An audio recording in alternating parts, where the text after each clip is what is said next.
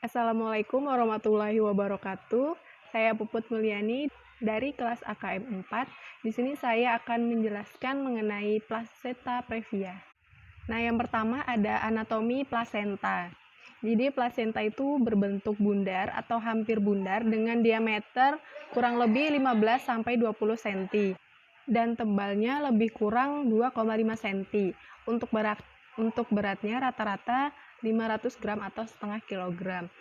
Umumnya, plasenta terbentuk lengkap pada kehamilan 16 minggu dengan ruang amnion membesar sehingga amnion tertekan ke arah korion. Selanjutnya yaitu fungsi plasenta.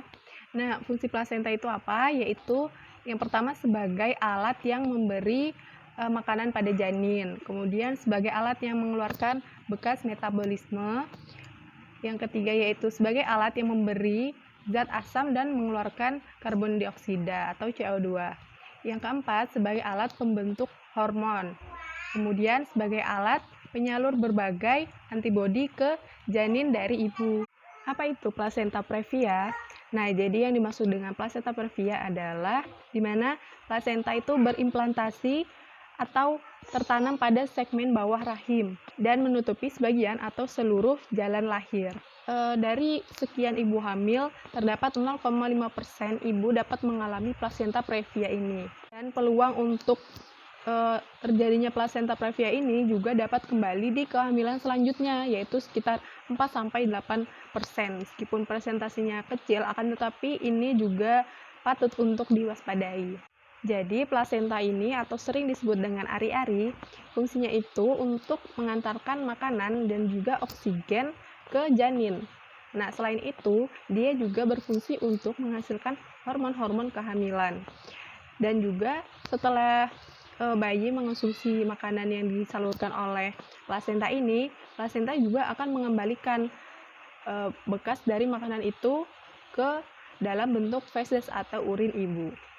Untuk normalnya, plasenta ini biasanya tumbuh di bagian atas rahim ibu.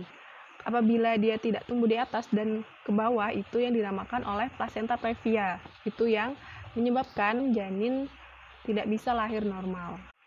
Plasenta previa ini memiliki beberapa resiko yang cukup berbahaya pada ibu terutama, yaitu bisa terjadi pendarahan ketika persalinan dan juga pendarahan pasca persalinan.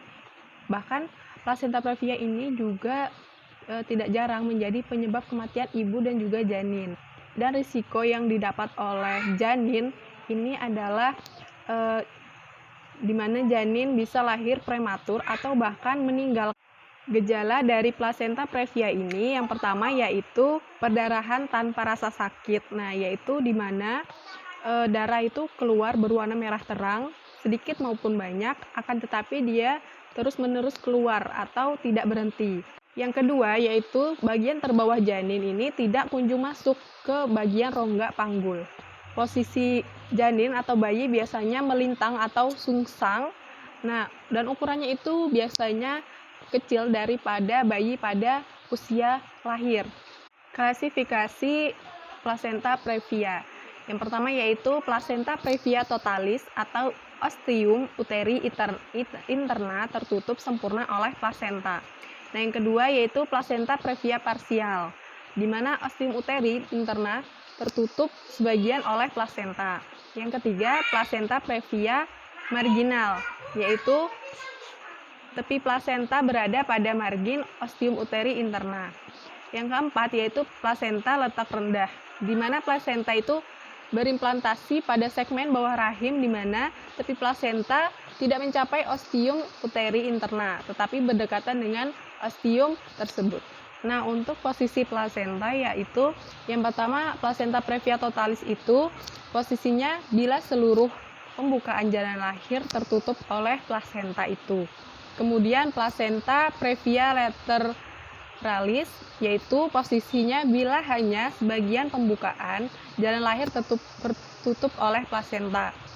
Yang ketiga yaitu plasenta previa marginalis, di mana letaknya itu bila pinggir plasenta berada tepat pada pinggir pembukaan jalan lahir. Yang keempat yaitu plasenta previa letak rendah. Nah, posisinya itu bila plasenta berada 3-4 cm di atas pinggir permukaan jalan lahir. Berikutnya yaitu ciri-ciri plasenta previa. Jadi bagaimana plasenta previa ini bisa diketahui dapat dilihat dari ciri-cirinya. Yang pertama yaitu perdarahan tanpa adanya rasa sakit. Kemudian darah keluar terus-menerus dan tidak berhenti. Nah, yang ketiga yaitu warna perdarahannya itu merah terang atau merah cerah. Adanya anemia dan renjatan yang sesuai dengan keluarnya darah. Timbulnya perlahan-lahan, waktu terjadinya saat hamil, dan biasanya ketika hendak melahirkan itu tidak ada his.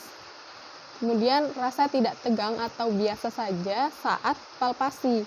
Teraba jaringan plasenta pada periksa dalam vagina. Penurunan kepala tidak masuk pintu atas panggul. Dan juga presentasi mungkin abnormal. Untuk mengecek apakah benar terjadi plasenta previa, maka dapat dilakukan pengecekan USG, yaitu transvaginal ultrasonografi dengan keakuratannya itu dapat 100% identifikasi plasenta previa. Kemudian ada juga transabdominal ultrasonografi dengan keakuratan berkisar 95%. Ada juga MRI dapat digunakan untuk membantu identifikasi plasenta akreta, inkreta, dan plasenta perkreta. Apabila sudah benar terjadi plasenta previa, maka langkah selanjutnya yaitu melanjutkan persalinan dengan proses sesar atau pembedahan. Karena apabila ibu dipaksa untuk melahirkan normal dalam keadaan plasenta previa, maka dapat terjadi perdarahan yang cukup hebat sehingga menyebabkan risiko kematian pada janin bahkan pada ibu. Sekian penjelasan dari saya, semoga bermanfaat. Wassalamualaikum warahmatullahi wabarakatuh.